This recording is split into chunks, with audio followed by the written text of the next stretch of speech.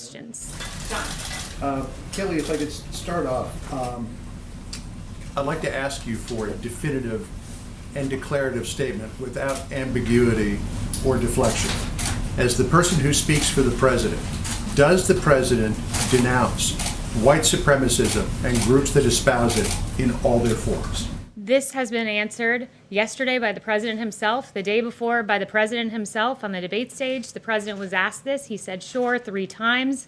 Yesterday, he was point blank asked, do you denounce white supremacy? And he said, I've always denounced any form of that. I can go back and read for you in August 2019, in one voice, our nation must condemn racism, bigotry, and white supremacy. In August of 2017, racism is evil, and those who cause violence in its name are criminals and thugs, including the KKK, neo-Nazis, white supremacists, and other hate groups. I have an entire list of these quotes that I can go through with you.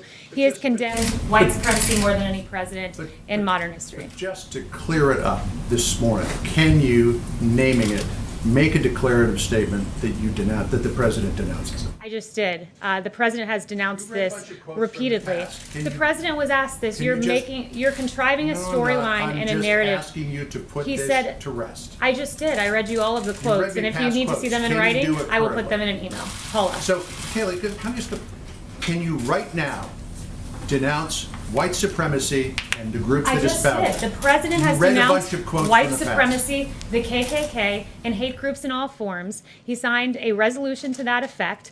The president just last week, perhaps you all weren't covering it, but just last week expressed his desire to see the KKK prosecuted as domestic terrorists.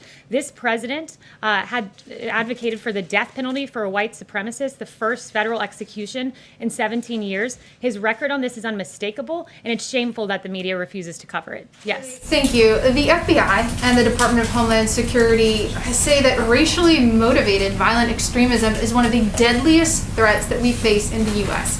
Does this White House agree with that assessment, and what is it doing to combat this threat? The president has done quite a bit to combat this threat. First of all, last week, he also, in addition to saying he wants to prosecute the KKK as domestic terrorists, he said that lynching should be a national hate crime. Again, I think there's no stronger signal that you can send than advocating for the execution of a white supremacist the first time there's been a federal execution in 17 years. He's been unmistakable. It's different than actually doing it. He's continually condemned it, and it is really... His record on this, to It go to is John's really question, is mixed. He has condemned it is it, not he's mixed in the equivocated at slightest. times. He said he didn't want to acknowledge it or address it. His record is very mixed on this issue. His record is not mixed in the slightest. And when you go back in Very history, mixed. you can I have see his that history right here. when you go back I have in his history, you can quotes. see that It's Jesse mixed. Jackson It's has mixed. praised the president as someone who served underserved communities. This president with Mar-a-Lago, it was the first Palm Beach club open to African Americans and Jews. And in fact, But his record he is was- mixed. He has he was not been praised. consistent on the issue He of has white been supremacy. So I'm asking you, entirely what has this consistent. White House And it done is quite to shameful. combat It is what the quite FBI shameful. says is Let one me of the speak, Paula. deadliest threats Paula, in this country? we're not having a debate on a cable news network. Right now, you need to saying let that he me finish. condemns it. I have his record right here. It's You need mixed. to let me finish. His record It's is mixed. quite funny that the media goes haywire about interrupting in debates and then chooses to pursue that very same tactic themselves. This is a White House briefing. You ask a question and you give me time to answer. Yes. Kayleigh, the president said at the debate that Roe versus Wade was not on the ballot and that Judge Amy Coney Barrett's view was not known. She signed a newspaper ad in 2006 which called for, quote, an end to the barbaric legacy of Roe versus Wade. And the president has explicitly promised to support judges that overturn Roe.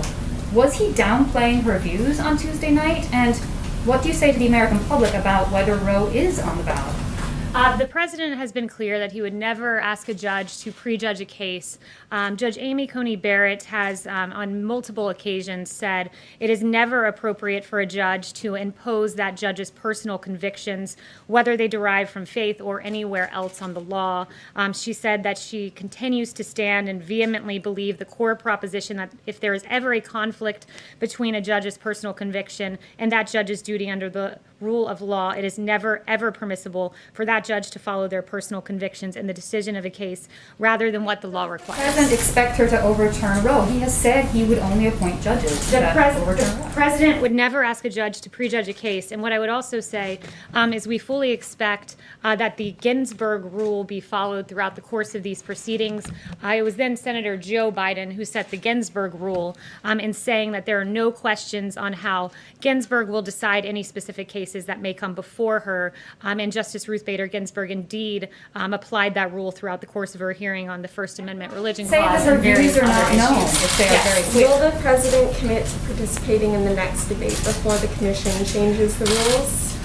First, with regard to the commission rule changes, the president made clear his view on that yesterday, that he thinks the only way there's a fair debate is change in the moderator and a change in the Democrat nominee. He wants to debate. He plans on being at the debate, but he wants the rules to be fair and wants a fair exchange and doesn't want rules that cover for a certain candidate's inability to perform well. Thank you, Kayleigh. Can you explain why it's appropriate for the president to be holding rallies this weekend in two areas that this White House has declared to be red zones in Wisconsin? Yeah, so the president believes that people have a First Amendment right to political speech. He is having a rally. People can choose whether or not to come. But the governor has begged the White House to please not continue having events like this. Your own coronavirus task force says this is an area that people need to be really careful in, double down on social distancing. So why is it right for the president to be coming in there and holding another rally Well, or two rallies? we employ measures to protect rally goers.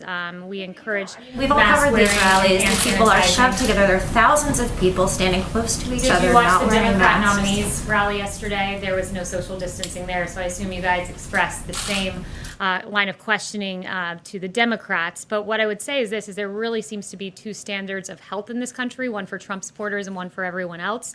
You had 1,300 health experts literally sign a letter that said, we do not condemn these gatherings, speaking of the protests that we all saw play out, we do not condemn these gatherings as risky for COVID-19 transmission. We support them as vital to the national public health. So it's vital if you're protesting, but somehow political speech is no longer vital when it comes to a Trump supporter. Caitlin. So the Proud Boys, or people who consider them to be members of this group, give voice to these misogynistic, Islamophobic, anti-Semitic, anti-immigrant views. They're a despicable group by pretty much anyone's standards. So when the president was asked about them, and you say he denounced them, that's what you're insisting that he did on the debate stage the other night. If that's the case, then why are they celebrating what the president said on the debate stage in front of millions of people? Well, I don't speak for that group, so I'm not sure why you're asking me why they're saying a certain If thing. someone denounced you, you probably wouldn't put it on a t-shirt and make badges of it, right? The president did denounce them. He was asked, will you tell them to stand down? He said, sure, and went on to By, stand. which seems like an He instruction. said stand back, and then just yesterday when he was asked, he said specifically stand down, a synonym with stand back, and the president said sure when asked by the moderator whether they should stand down. So No, he again, said- it's really interesting too to see that the media seems to be the only one putting the names of these groups into headlines, into media reporting.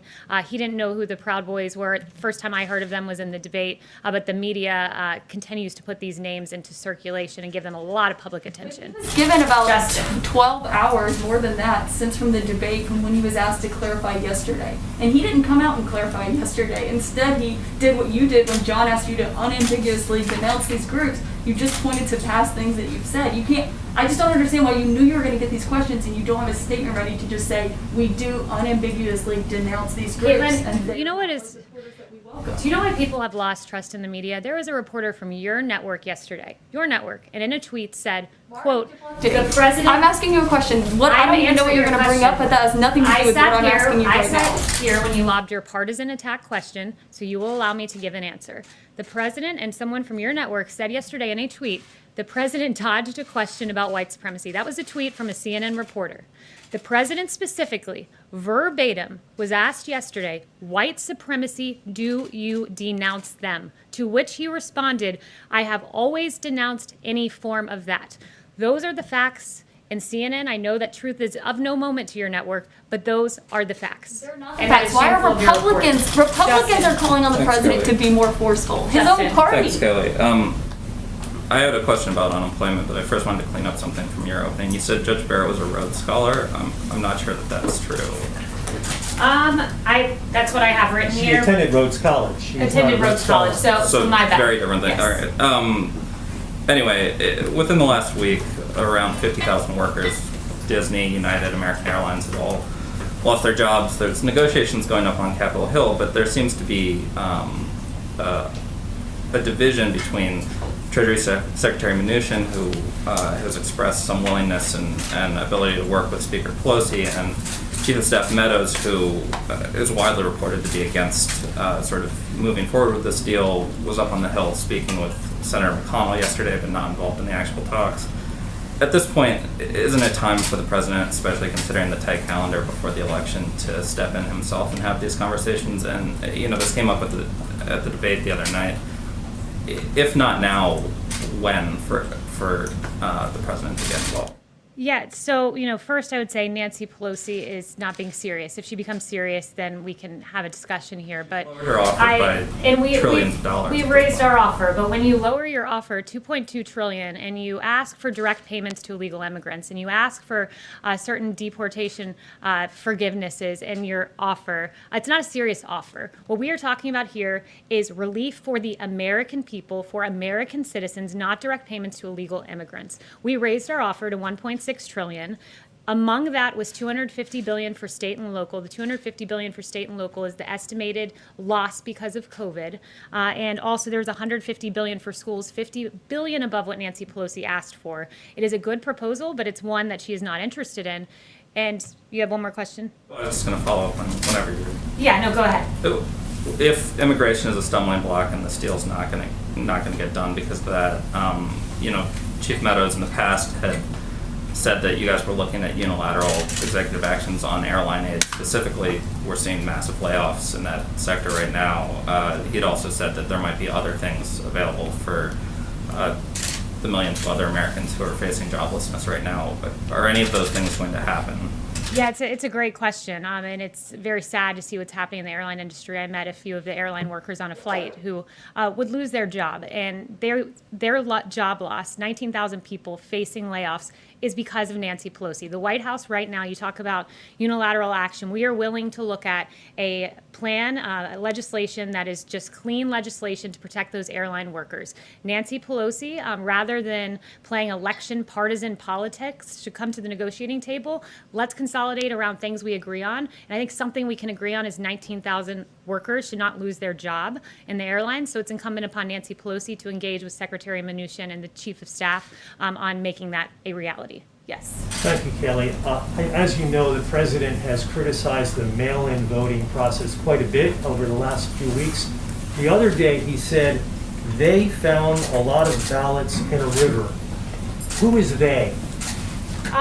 What the president was referring to are something that we've seen just in the last 7 days, where in Wisconsin there were trails of May ending up in a ditch. That's, I believe, the specific he was referring to, and that included absentee ballots. We're specifically, in this particular statement, though, who is they that found those ballots, and where is this river anywhere in this country? The local authorities. It was a ditch in Wisconsin that they were found, and I can get the article to your inbox if you'd like. And beyond that, if he misspoke, that's fine. No, So that's he I believe he meant a that's what the president was rather than referring a river. to. And you're missing the forest for the trees here. The point is, No, I cover the The news, point and I is- like to report accurately in the news. And You're- when the president says they found a lot of ballots in a river, I simply want to know where the river is. no, you simply want to ignore the fact of the matter. Again, I got asked so please many allow questions me to about this respond. and my Allow me to Fox respond. affiliates. Where is this river? Allow And I me can't to give them respond to you. accurate information. Allow me and to that's why respond. I'm asking you. This is what is happening here. You are ignoring the problem here, which is last week in Pennsylvania, you had ballots found in a ditch. That is a fact. In Wisconsin, 7 military ballots, all marked for Trump, were found cast aside.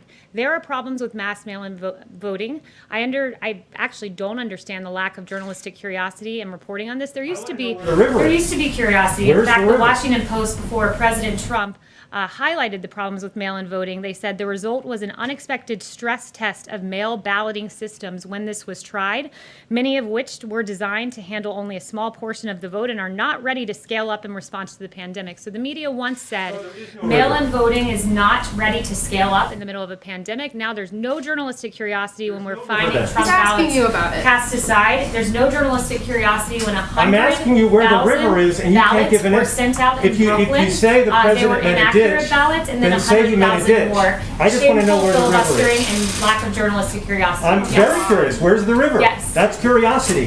Kayleigh, Senator Tim Scott said the president misspoke at the debate on white supremacy. Did he misspeak? And has he spoken to When Senator the president Scott? denounced white supremacy and said, sure, no, he did not misspeak. Has he spoken to Senator Scott? Yes. Has he spoken to Senator Scott? Yes. Kayleigh, the 1.6 trillion that the administration has floated to Speaker Pelosi, is that the highest top line that the administration is going to go? And Speaker Pelosi also just said that she's expecting a counteroffer from the administration. Is the White House and Secretary Mnuchin preparing one right now?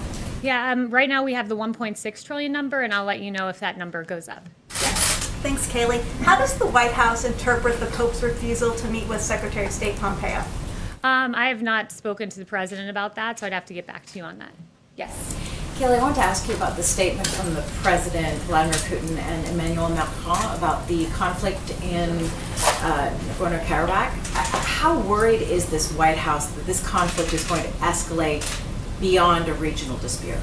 Yeah, sorry, back up one second. What was the top of your question there? It was about what we just signed?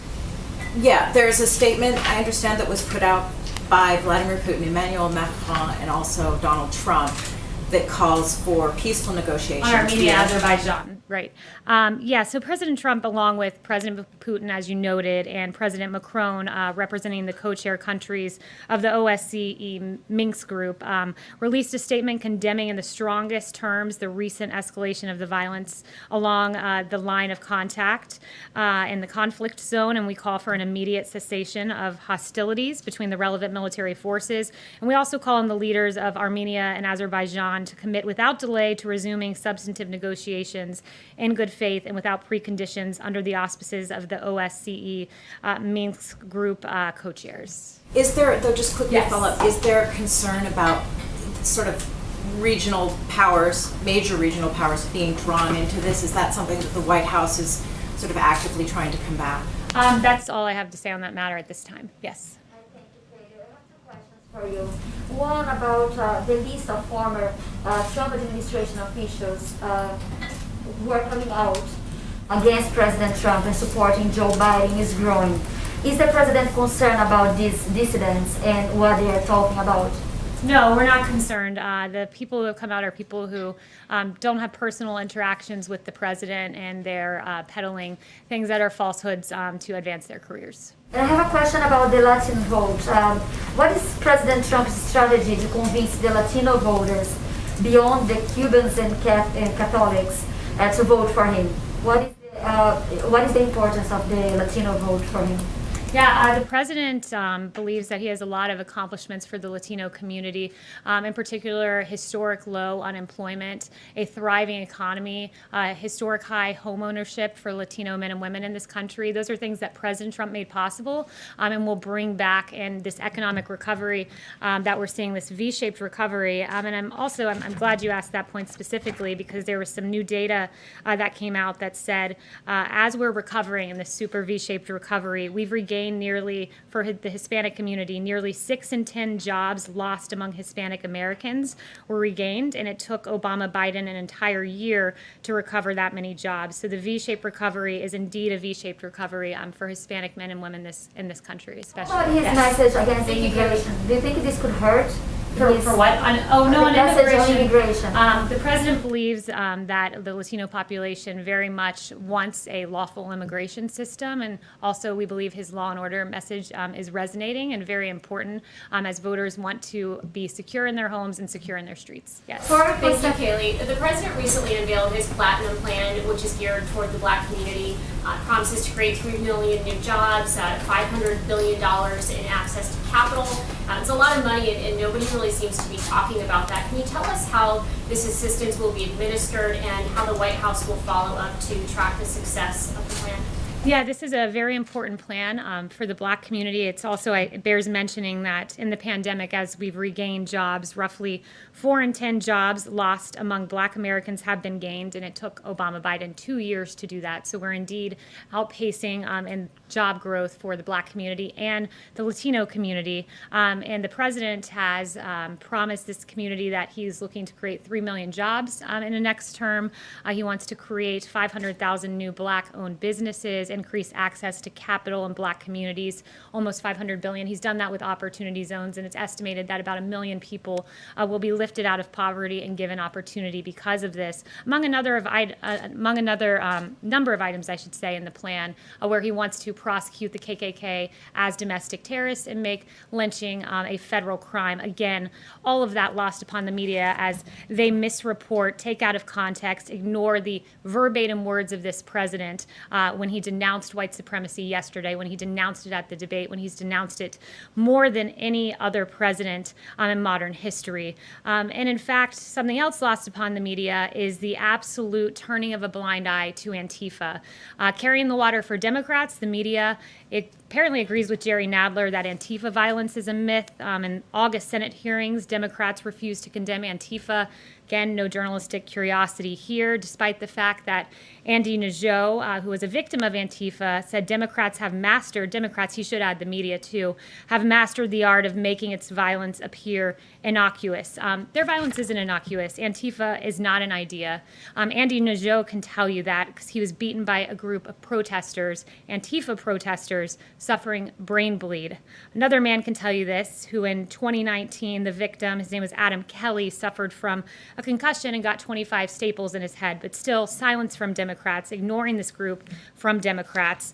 And in fact, as we just saw recently, there was a Trump supporter who was killed by a 100% Antifa man. That is how he described himself. And again, no reporting here, but I guess I did the job of the media by getting this information myself. This man who was 100% Antifa, this man, in fact, had been arrested before at 2 a.m. on July 5th in a public protest carrying an illegal weapon. He resisted arrest. He was taken to jail where he was merely given a citation, put back on the streets, and the very next month, this 100% Antifa man was lying in wait before he killed an innocent Trump supporter. Ideas do not target police officers. Ideas do not burn down buildings. Ideas do not kill innocent Americans. Organizations do. And Democrats should condemn this shameful group in the same manner President Trump continues to condemn white supremacy.